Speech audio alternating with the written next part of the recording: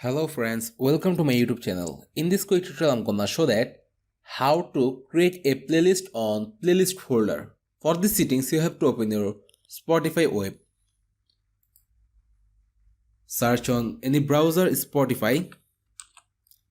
After searching Spotify, you can see here Spotify web player. Click to Spotify web player. Then you can see the interface and you can see here your folder. Click on your folder. Then see guys, this folder looks empty.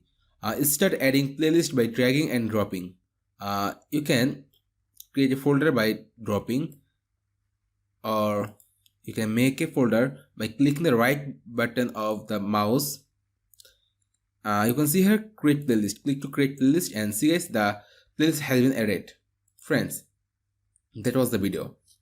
If this video helpful to you, please like, comment, share and subscribe to my YouTube channel and press the bell icon for getting new videos notification. I will come with another new exciting video. Till then, take care. Bye bye my dear friends.